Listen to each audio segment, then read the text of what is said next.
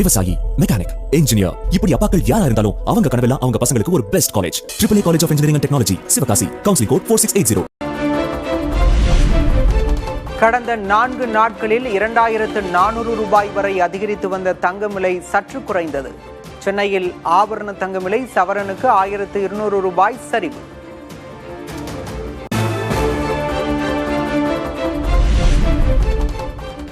சென்னையில் 1 கிலோ வெள்ளி விலை 2,75,000 ரூபாயாக தொடர்கிறது.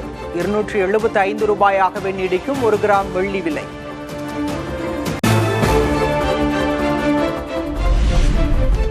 சென்னையில் LPG எரிவாயுவுக்கு கடும் தட்டுப்பாடு ஏற்பட்டுள்ளதாக புகார். நீண்ட வரிசையில் பல மணி நேரம் காத்திருந்து எரிவாயு நிரப்பிச் செல்லும் ஆட்டோ ஓட்டுநர்கள்.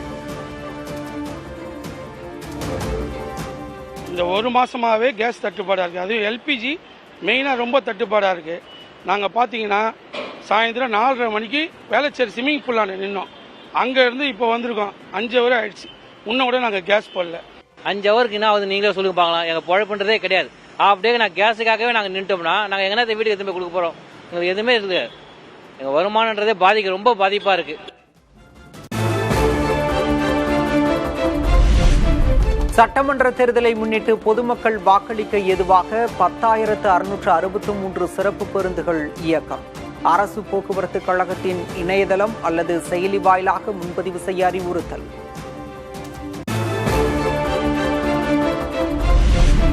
தேர்தலுக்கு இன்னும் ஒரு சில நாட்களே உள்ள நிலையில் விறுவிறுப்பாக நடைபெறும் தேர்தல் பரப்புரை. வீதி வீதியாக சென்று வாக்கு சேகரிக்கும் வேட்பாளர்கள்.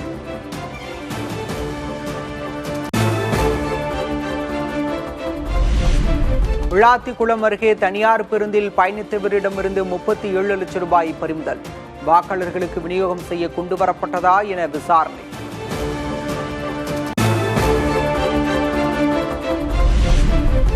சென்னை அடுத்த ஆவடியில் அரசு மருத்துவக் கல்லூரி அமைக்க வேண்டும் என வலியுறுத்தல். ஆவடியில் நடைபெற்ற மக்களுடன் புதிய தலைமுறை நிகழ்ச்சியில் கோரிக்கைகளை முன்வைத்த வாக்காளர்கள்.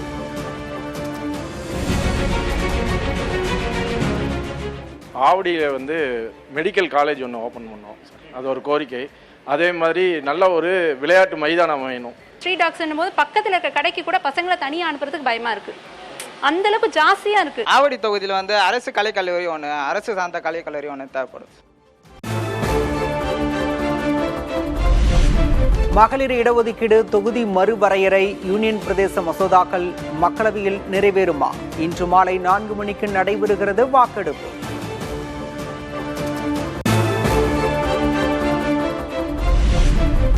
மக்களவை தொகுதி மறுசீரமைப்பால் மாநிலங்களுக்கு பாதிப்பு ஏற்படாது என பிரதமர் மோடி உறுதி. விகிதாச்சார பிரதிநிதித்துவத்தில் எந்தவித மாற்றமும் இருக்காது என்றும் விளக்கம்.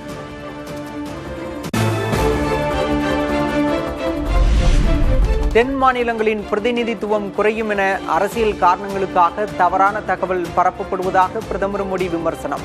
எந்த மாநிலத்திற்கும் அநீதியோ பாகுபாடோ இருக்காது, தமிழில் வேண்டுமானாலும் உறுதியளிக்கிறேன் என்றும் பேச்சு.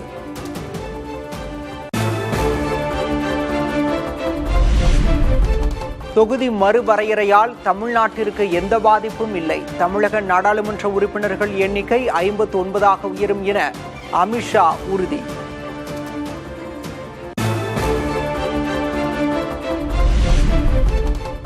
மகளிர் இடஒதுக்கீடு மசோதா என்பது காலத்தின் கட்டாயம் என மக்களவையில் பிரதமர் மோடி உரை. இடஒதுக்கீடு மசோதாவை எதிர்த்தவர்களை ஏற்கனவே பெண்கள் நிராகரித்து விட்டதாகவும் பேச்சு.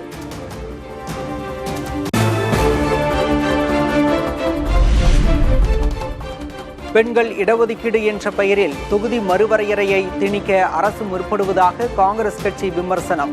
மகளிர் இடஒதுக்கீட்டை தற்போதைய 543 என்ற எண்ணிக்கைக்குள் வழங்க வேண்டும் என்று காங்கிரஸ் MP கௌரவ் கோகோய் வலியுறுத்தல்.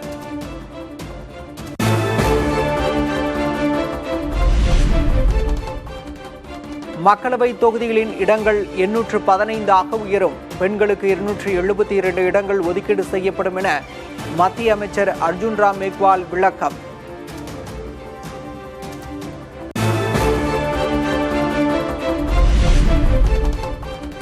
மகளிர் இடஒதுக்கீட்டுக்கு யாரும் எதிர்ப்பு தெரிவிக்கவில்லை.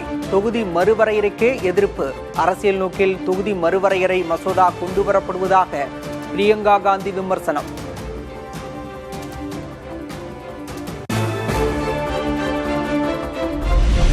தொகுதி மறுவரையறை என்ற சதித்திட்டம் மூலம் அரசியல் வலிமையற்றவர்களாக முயற்சி நடப்பதாக முதல்வர் மு.க.ஸ்டாலின் குற்றச்சாட்டு. டெல்லி ஆதிக்கவாதிகளுக்கு எதிராக போரிடுவோம் என தீரன் சின்னமலை பிறந்த நாளில் உறுதி.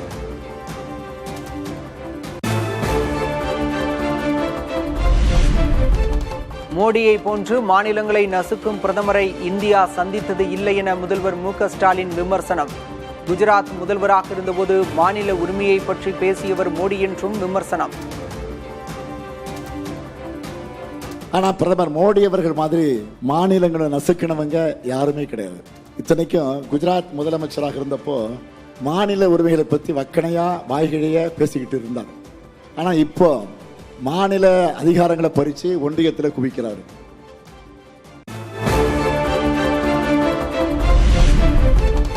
தொகுதி மறுவரையறையால் தமிழ்நாடு எந்த வகையிலும் பாதிக்காது என அதிமுக பொதுச் செயலர் எடப்பாடி பழனிசாமி பேச்சு. முதல்வர் ஸ்டாலினுக்கு தோல்வி தூரம் வந்துவிட்டதாகவும் கோவை பரப்புரையில் விமர்சனம். இந்தியாவில் அனைத்து மாநிலங்களும் எந்த விதத்திலும் பாதிக்காத அளவுக்கு பாராளுமன்ற தொகுதி வரமுறை சிறப்பாக செயல்படும், மக்கள் மகிழ்ச்சி தரபடி செயல்படுத்தப்படும். நடைபெறுகின்ற சட்டமன்ற தேர்தலில் தோல்வி பயம் வந்துடுது, தோல்வி ஜூரம் வந்துடுது.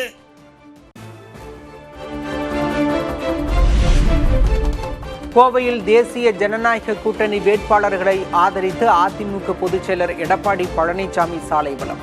செந்தில் பாலாஜி அரக்கனை விட கொடியவர் என்றும் கரூரை முடித்துவிட்டு கோவைக்கு வந்திருப்பதாகவும் பழனிசாமி கடும் தாக்கு. கரூரை முடிச்சு கட்டி கோவை மாநகரத்தில் தெற்கு சட்டமன்ற தொகுதியில் நுழைஞ்சிருக்கிறாங்க. அவர்களை விரட்டி அடிப்பீங்களா? சத்தமா சொல்லுங்க, விரட்டி அடிப்பீர்களா?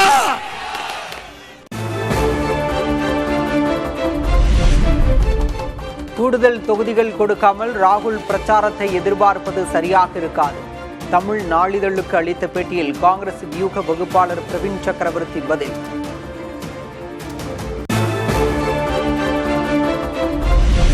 தேனி போடிநாயக்கனூரில் முன்னாள் முதல்வர் ஓ பன்னீர்செல்வத்தை ஆதரித்து உதயநிதி பரப்புரை. எளிய குடும்பத்தில் பிறந்து உழைப்பால் உயர்ந்தவர் பன்னீர்செல்வம் என பேச்சு.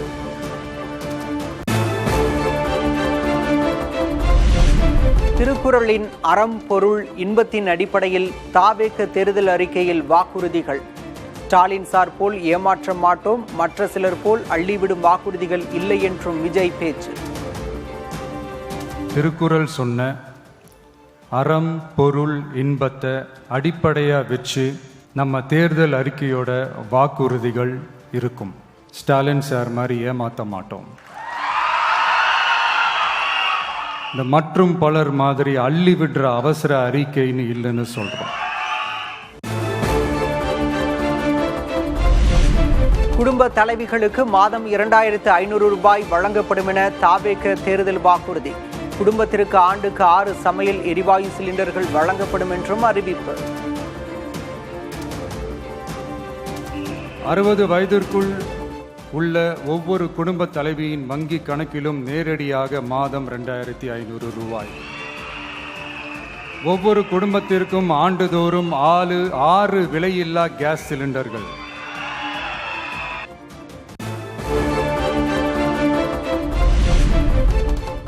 மணப்பெண்களுக்கு 1 சவரன் தங்கம் மற்றும் பட்டுச்சேலை, பிறக்கும் குழந்தைகளுக்கு தங்க மோதிரம். மகளிர் குழுக்களுக்கு 5 லட்சம் ரூபாய் வரையில் வட்டியில்லா கடன் வழங்கப்படும் என விஜய் வாக்குறுதி.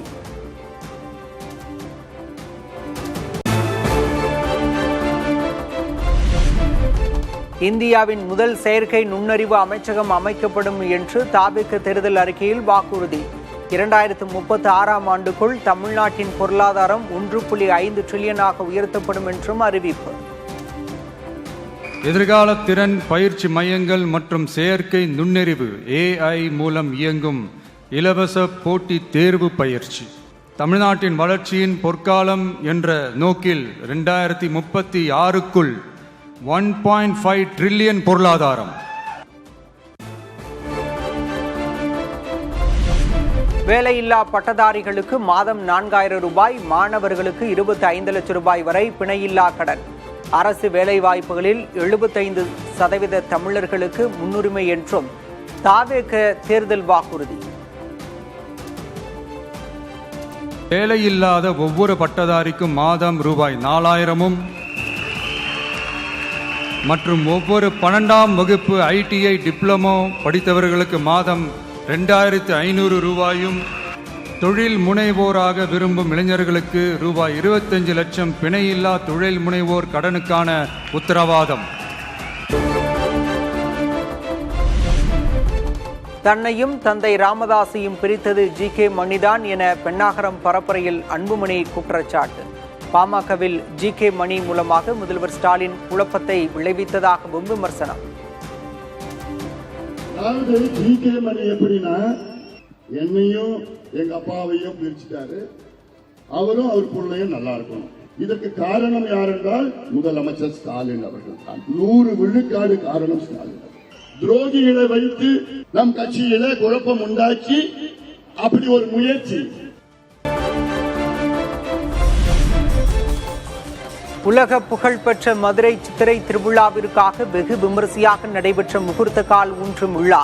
திரளான பக்தர்கள் கலந்து கொண்டு வழிபாடு.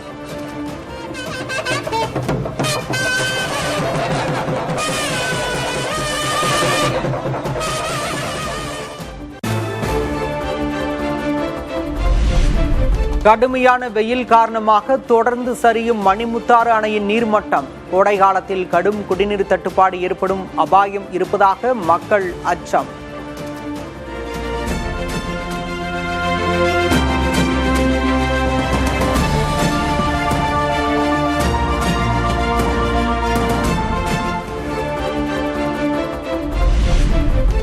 தமிழகத்தில் ஏப்ரல் மாதத்தில் 2வது முறையாக அனைத்து ரக நூல் விலையும் கிலோவிற்கு 10 ரூபாய் உயர்த்தப்படுவதாக அறிவிப்பு.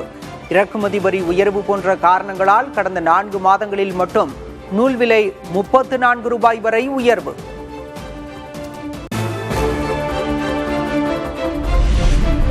பீகாரில் 64 தொகுதிகளில் போட்டியிட்ட காங்கிரஸ் 4 தொகுதிகளில் மட்டுமே வென்றது. தேர்தல் பரப்புரையில் காங்கிரஸை சீண்டிய அமைச்சர் ராஜகண்ணப்பன். நான் ஒன்றும் காங்கிரஸ்க்கு விரோதம் இல்லை. எங்கள் அப்பா காங்கிரஸ்காரங்க. 64 சீட்டு வாங்கினாரே தேஜஸ்வி யாதவ் கிட்ட. 4 சீட்டு தானே ஜெயிச்சாங்க பீகாரில். அப்புறம் எதுக்கு கொடுக்கணும் அப்படின்னு கேட்டேன். அன்னைக்கு கொடுங்க, சரி சரின்னு சொல்லி அப்புறம் காம்ப்ரமைஸ் பண்ணி அப்படியே பண்ணிட்டாங்க. மேற்கு வங்க தேர்தலையொட்டி மாநிலத்தில் ஆங்காங்கே வெடிகுண்டுகளை வைக்க பாஜக திட்டம் என முதல்வர் மம்தா பானர்ஜி பரபரப்பு குற்றச்சாட்டு. NIA அதிகாரிகளை உள்ளே நுழைய வைக்க பாஜக முயற்சிப்பதாகவும் பேச்சு.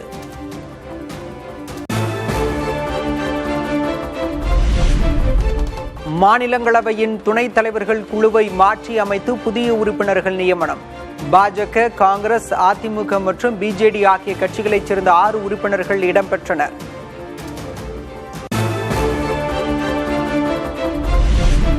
இஸ்ரேல் லெபனான் இடையே 10 நாட்கள் போர் நிறுத்தம் என அமெரிக்க அதிபர் ட்ரம்ப் அறிவிப்பு. இரு நாட்டு தலைவர்களிடமும் பேசி போர் நிறுத்தத்துக்கு சம்மதிக்க வைத்ததாக பதிவு.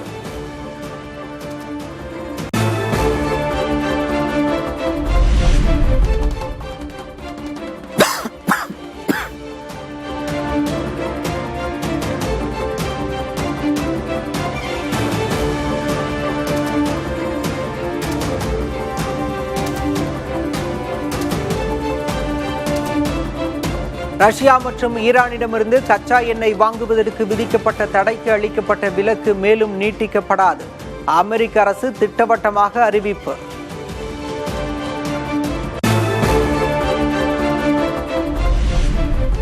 லெபனானில் ஹெஸ்புல்லா அமைப்பின் 70 பயங்கரவாத இலக்குகளை ஒரே நிமிடத்தில் தரைமட்டமாக்கிய இஸ்ரேல். எல்லைப் பகுதியில் ஹெஸ்புல்லாவின் பிடியை வலுவிழக்க செய்ய தாக்குதல் என இஸ்ரேல் பாதுகாப்பு படை தகவல். IPL லீக் ஆட்டத்தில் மும்பை அணியை வீழ்த்தியது பஞ்சாப். தொடர்ந்து 4வது தோல்வியை சந்தித்த மும்பை அணி.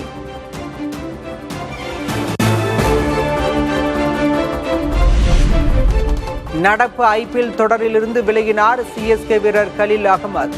தசை காயம் காரணமாக தொடரிலிருந்து விலகல். விவசாயி, மெக்கானிக், இன்ஜினியர், இப்படி அப்பாக்கள் யாரா இருந்தாலும் அவங்க கனவெல்லாம் அவங்க பசங்களுக்கு ஒரு best college. AAA college of engineering and technology, Sivakasi. Counselling code 4680.